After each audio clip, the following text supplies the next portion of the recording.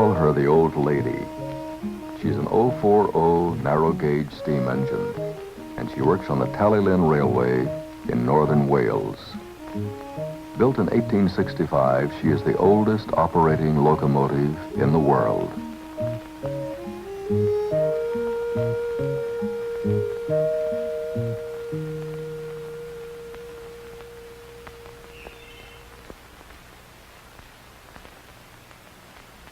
Presently, a lady asks, "What's happening, George?" "I think a piece fell off the engine." "Oh, don't be silly." So George inquires, "I say, young man, what's happening down there?" "Oh, a piece fell off the engine." "This is it, Gary. Where'd it come from?" "Oh, that's that comes off the...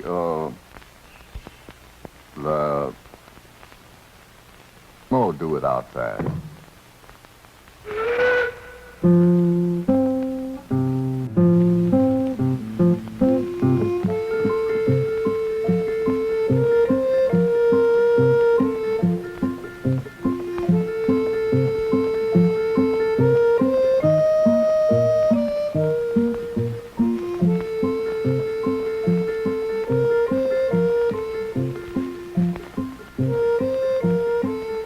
The tiny valley where the railway runs is encircled by gaunt and silent heights, the Cambrian mountains of Wales. The reason for the Talyllyn's existence lies here.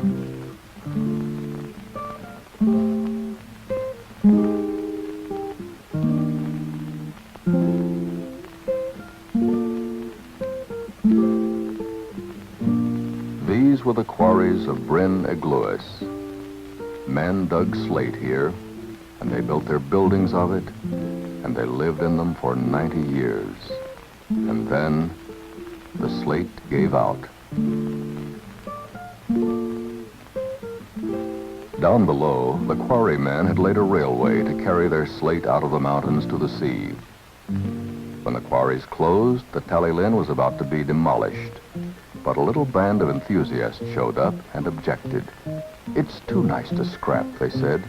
"Please, couldn't we have it instead?" And they could. An entire railway as a gift. They've been running it ever since, simply for the joy of it.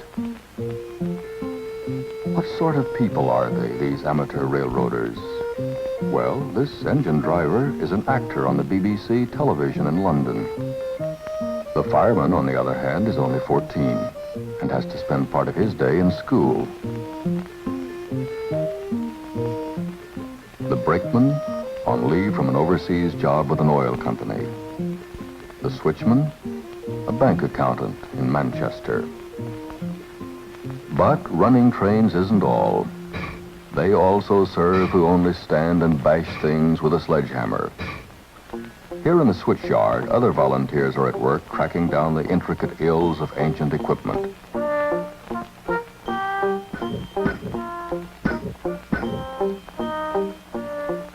Over here, a civil engineer from Sussex.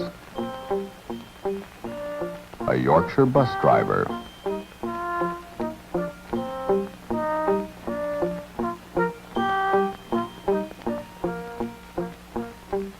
Strangely assorted types, perhaps, but with one thing in common. They're doing a job, a hard job, and they'd rather be doing it than anything else they can think of. They call themselves the Talyllyn Railway Preservation Society. Now, here's a little difficulty the society has to deal with fairly frequently. A caboose off the rails.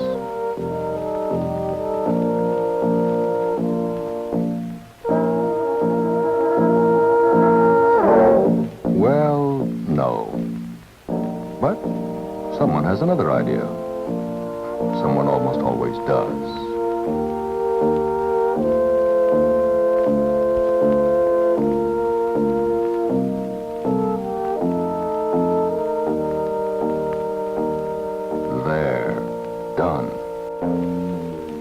Things can be terribly confusing sometimes, especially when you've only just joined the Preservation Society and you're anxious to do everything exactly right.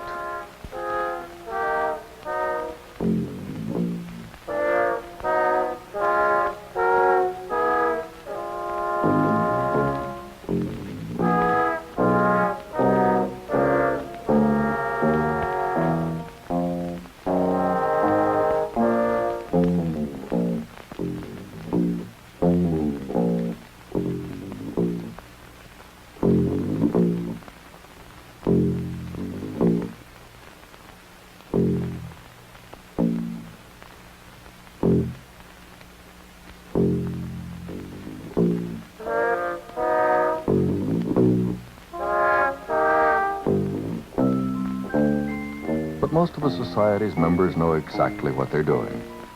The boys in the repair shop, for example.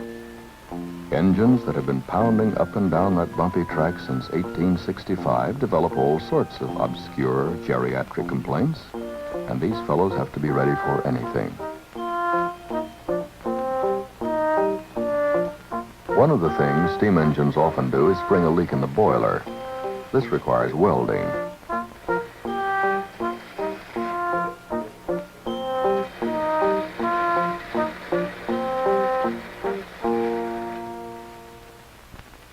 Six times a day, an engine stands in the main station, quietly huffing under its breath, waiting for customers.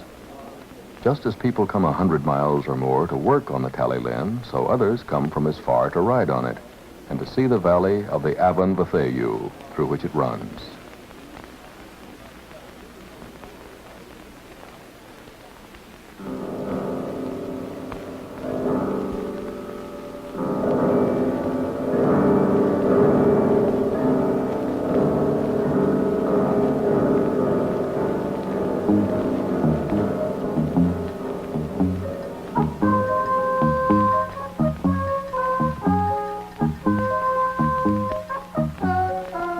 The line runs from Talyllyn, which is on the sea, to Abergynolwyn, which is pretty much nowhere. Total distance, 6 3/4 miles. Journey time, 45 minutes. Average speed, 9 miles per hour. Conveniently, all the stations are on the same side of the track, so the coaches only have to have doors on one side.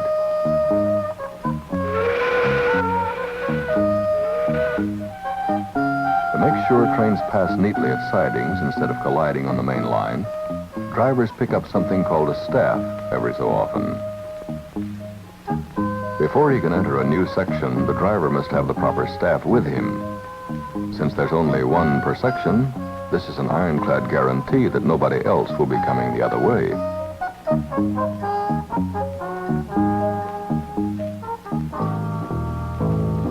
After all those years of Welsh weather, cross ties decay, spikes get looser, rails spread dangerously.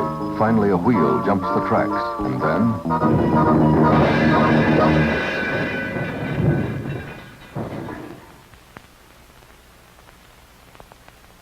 derailed. A long, exhilarating mountain walk ahead. The gauge is supposed to be 2 feet 3 inches. When it isn't, there's almost always trouble. Working here in the lonely mountains, struggling to lift 8 tons of engine back onto the rails with one small jack. This, too, is part of the challenge, the adventure. And amongst the British, adventures are properly met with a somewhat grim expression on the face. And then a discovery. From the refreshment stock, some leftover ice cream, which is all the dinner they'll have this night.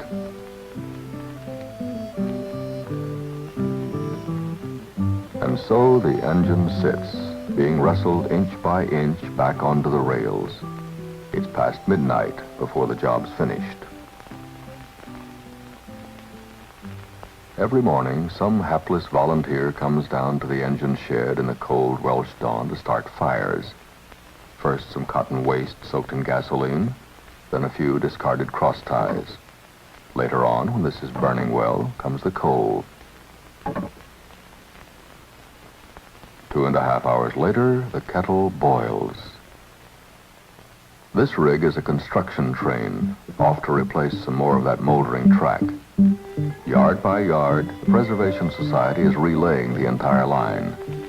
Only a railway man will realize how staggering a task this is for people who can only work at it in their spare time.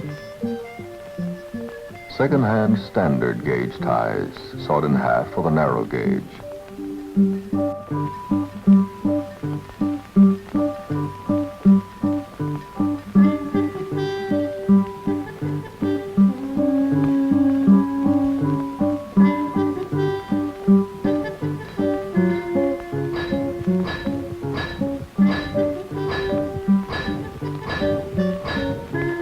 advantages of a narrow gauge railway is that if you don't like it where it is, you just pick it up and move it.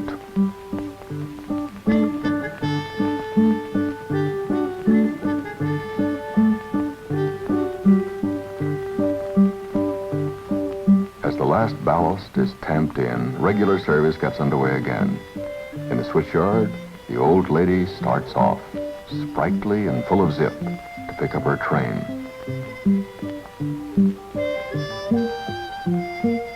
But occasionally someone on a switch will make a mistake.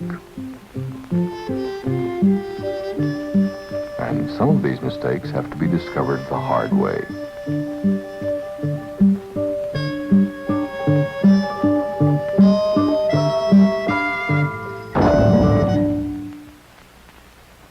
However, small railways generally have small accidents.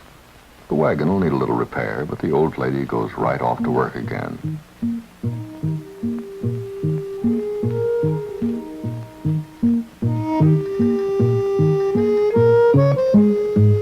Talyllyn trains are prepared to stop pretty much anywhere, for anyone. The railway caters, for example, to a number of farmers' wives who go into town every Friday and come back on the afternoon train, accompanied by the week's supplies.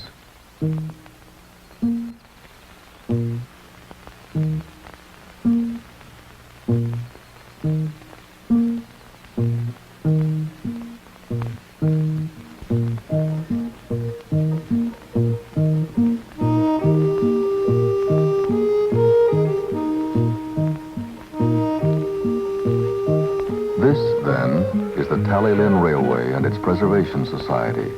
Men who have found a challenge and take a special sort of joy in answering it. They found a railway which was crumbling slowly into dust and made it come alive again. And it may just be that another generation will thank them for preserving the Talyllyn. For it is a relic, this railway, a bit of ornamental scrollwork lifted from the pattern of yesterday and kept as a memento.